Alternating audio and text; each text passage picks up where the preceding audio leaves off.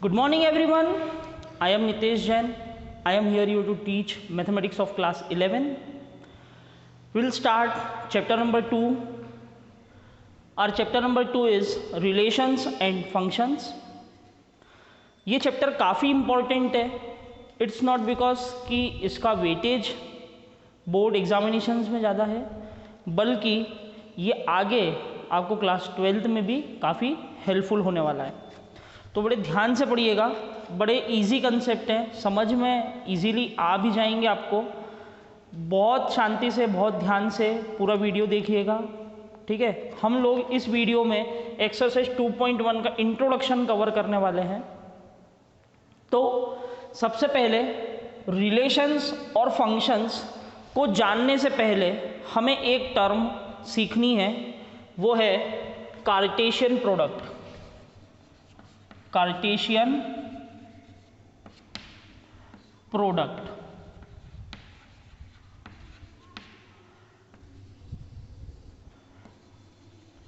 देखिए, Cartesian product को भी समझने से पहले सेट थ्योरी के बारे में हमें पता होना चाहिए कि सेट होते क्या हैं, किस टाइप के होते हैं, कौन कौन से सेट होते हैं, जो कि हमने चैप्टर 1 में अभी पढ़ा है थोड़े टाइम पहले ही.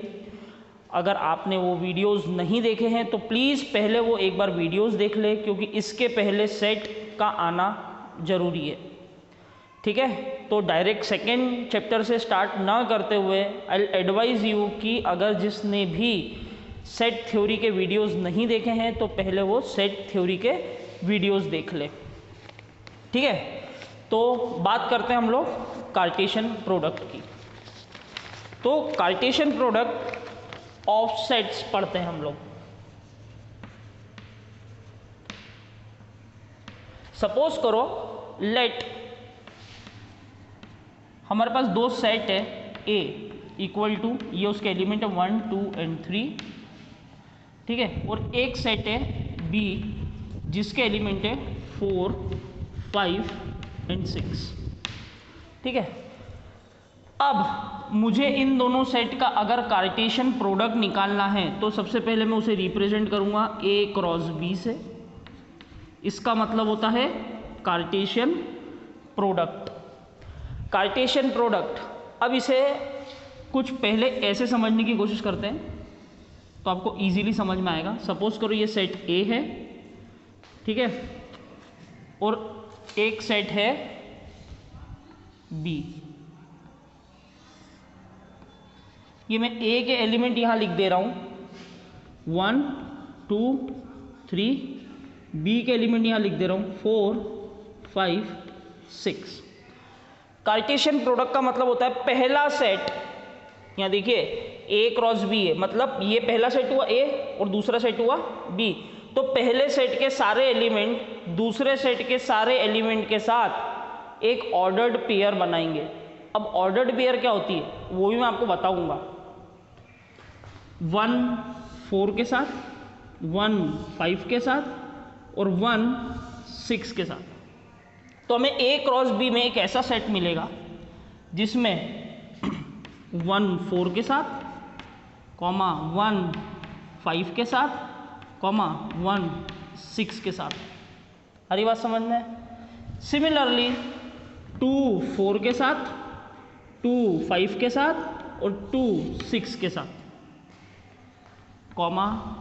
2 4, 2 5 और 2 6. सिमिलरली 3 4 के साथ, 3 5 के साथ और 3 6 के साथ, 3 4, 3 5 एंड 3 6. तो ये ए क्रॉस बी का जो सेट मिला है हम इसे क्या बोलेंगे, कार्टेशियन प्रोडक्ट. आई होप आपको समझ में आया होगा. यहां से देखें तो ए 1 4 के साथ, फिर 1 5 के साथ, फिर 1 6 के साथ. सिमिलरली 2 4 के साथ, 2 5 के साथ और 2 6 के साथ. सिमिलरली 3 4 के साथ, 3 5 के साथ और 3 6 के साथ. ठीक है. ये काफ़ी हौच-पौच हो जाएगा वैसे. ध्यान रखें।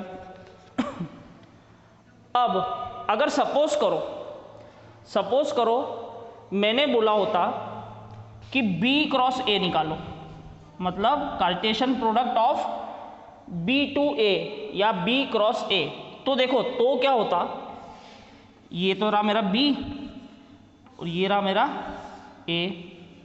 B के एलिमेंट है 4, 5 एंड 6, A के एलिमेंट है 1, 2 और 3।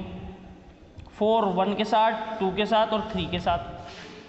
तो देखो 4 1 के साथ, 4 2 के साथ, 4 3 के साथ, फिर 5 1 के साथ, 5 2 के साथ, 5 3 के साथ। ठीक है, सिमिलरली 6 1 के साथ, 6 2 के साथ और 6 3 के साथ। ठीक है, तो ये वाला जो पूरा सेट मिल गया, ये कौन सा कार्टेशियन प्रोडक्ट हो गया, B क्रॉस A। तो देखो जल्दी से कि इस और इस दोनों को देख करके मैंने क्या कंक्लूड करा है कि A cross B is not equal to B cross A। आ रही बात समझ में? यही कि A cross B is not equal to B cross A। ठीक है, अब बात करते हैं आगे की कि ऑर्डर्ड पेयर क्या होता है। तो ये जो पेयर हमें मिल रहा है ना, इसे हम क्या बोलते हैं, ऑर्डर्ड पेयर। ऑर्डर्ड का मतलब क्या होता है, क्रम में। तो देखो यहाँ पे इसमें पहला एलिमेंट बिलोंग कहाँ से कर रहा है, पहले सेट से, और दूसरा एलिमेंट बिलोंग कहाँ से कर रहा है, दूसरे सेट से। चाहे जो सी ऑर्डर पेयर उठा करके देख लो, ये फर्स्ट एलिमेंट A से बिलोंग कर रहा है, सेकेंड एलिमेंट B से बिलोंग कर रहा है, इसमें ही फर्स्ट एलिमेंट A से बिलोंग कर रहा है, सेकेंड एलिमेंट B से बिलोंग कर रहा है। सिमिलरली सभी ऑर्डर्ड पेयर में पहला एलिमेंट पहले सेट से बिलोंग करेगा और दूसरा एलिमेंट दूसरे सेट से बिलोंग करेगा, इसीलिए इसे कहा गया ऑर्डर्ड पेयर।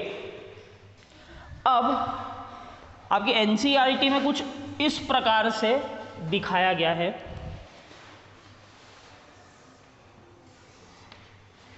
ये 1 ले लिया, ये 2 ले लिया, ये 3 ले लिया, ये दूसरा सेट यहाँ ले लिया 4 5 और 6। ठीक है, जैसे कि कोऑर्डिनेट ज्योमेट्री में करते थे अपन 9th क्लास में, 10th क्लास में। तो कौन कौन से पॉइंट मिल गए, ये वाला पॉइंट, ये वाला पॉइंट, ये वाला,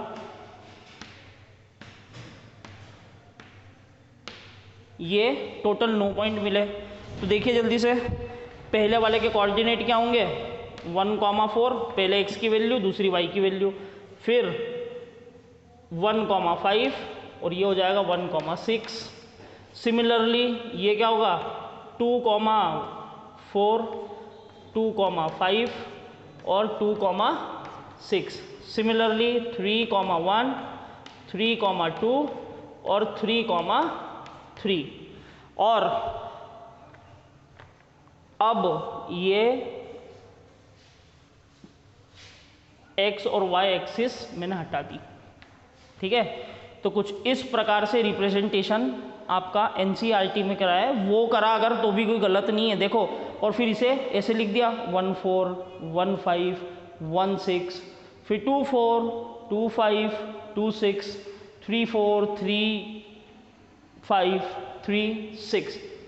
ठीक है, 3 4 3 5 एंड 3 6। ठीक है, आगे बढ़ते हैं। अभी हम लोगों ने एक ऑब्जर्वेशन देखी कि A cross B is not equal to B cross A। अब आगे बढ़ते हैं, इन्हीं कार्टेशियन प्रोडक्ट की मदद से और भी कुछ ऑब्जर्वेशंस की बात करते हैं।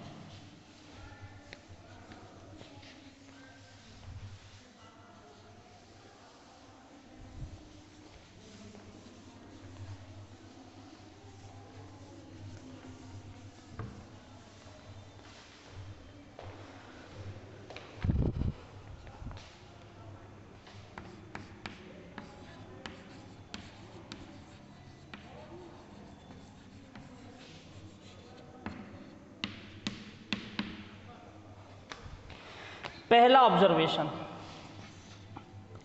If either A or B is a empty set, then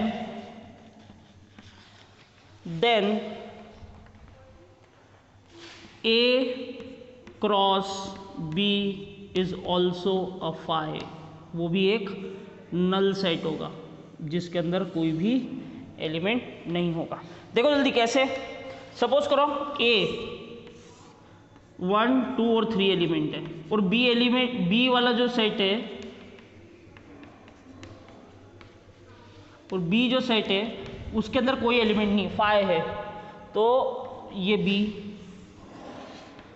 अब यहाँ कुछ एलिमेंट है ही नहीं तो किसके साथ पेयर बनाएगा, और पेयर बनेंगी ही नहीं तो कार्टेशियन प्रोडक्ट में भी कोई ऑर्डर्ड पेयर नहीं होगी, और कोई भी ऑर्डर्ड पेयर नहीं होगी मतलब कि वो नल सेट ही होगा। ठीक है, तो A क्रॉस B या B क्रॉस A दोनों ही कंडीशन में अगर कोई सा भी एक सेट अगर एम्प्टी सेट है तो कार्टेशियन प्रोडक्ट भी नल ही आएगा। ठीक है, सेकेंड ऑब्जर्वेशन की बात करते हैं। इफ आइदर A और B is infinite,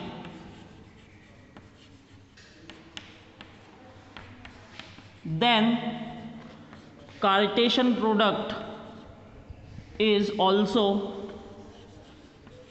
infinite। अगर सपोज करो कोई सेट A या सेट B में से कोई सा भी सेट जो है वो इनफाइनाइट है तो उन दोनों का कार्टेशियन प्रोडक्ट भी इनफाइनाइट होगा। सपोज करो कि हमारे पास दो सेट है नेचुरल नंबर्स के, ठीक है, 1 2 3 और ये तो चलता जाएगा, नेचुरल नंबर इनफाइनाइट, ये भी 1 2 3 और चलता जाएगा। 1 पहले 1 के साथ पेयर करेगा, फिर 2 के साथ करेगा, फिर 3 के साथ करेगा, फिर 4 के साथ करेगा, और ऐसे कभी ख़त्म ना होने वाली ये ऑर्डर्ड पेयर बनती जाएगी। ठीक है, इसलिए जो इनका कार्टेशियन प्रोडक्ट होगा वो भी क्या हो जाएगा, इनफाइनाइट हो जाएगा। ठीक है, आगे बढ़ते हैं। Third observation, 2 equal ordered pair. देखिए, दो ऑर्डर्ड पेयर कब इक्वल हो सकते हैं उसकी कंडीशन बता रहा हूं। सपोज करो कि हमारे पास दो ऑर्डर्ड पेयर है A B and C D, तो ये दोनों ऑर्डर्ड पेयर इक्वल तभी हो सकते हैं जब ए बराबर होगा सी के, मतलब ये पहला एलिमेंट इसका पहली एलिमेंट बराबर होगा और दूसरा एलिमेंट और इसका दूसरा एलिमेंट बराबर हो। सिर्फ यही कंडीशन में ही ऑर्डर्ड पेयर इक्वल हो सकती है। सपोज एक एग्जांपल लेते हैं, हमारे पास दो ऑर्डर्ड पेयर है x, y इक्वल्स टू 5, 6। अगर ऐसा गिवन है, मतलब अगर इक्वल ऑलरेडी गिवन है, मतलब x की वैल्यू तो है 5 और y की वैल्यू है 6। x इक्वल टू हो जाएगा 5 एंड y इक्वल्स टू हो जाएगा 6। ठीक है, अब इसके आगे का इंट्रोडक्शन जो है वो मैं नेक्स्ट वीडियो में कवर करूँगा। जब तक आप ये वाला वीडियो ध्यान से देखिए, जितना कुछ मैंने पढ़ाया आपको वो सीरियसली ध्यान से देखें। कुछ समझ में अगर नहीं आता है तो leave a comment in the comment box. ठीक है, और अगर इस वीडियो के पहले चैप्टर 1 के वीडियोज़ अगर आपने नहीं देखे हैं तो प्लीज़ मैं आपको रिकमेंड करूँगा कि चैप्टर 1 के वीडियोज़ आप पहले देखें, फिर आप रिलेशंस एंड फंक्शंस चैप्टर पे मूव करें। क्योंकि जब तक अगर आपको सेट थ्योरीज क्लियर नहीं होगी, जब तक आप इस चैप्टर को समझने के लिए बहुत कठिनाई होगी आपको। ठीक है, so thank you very much.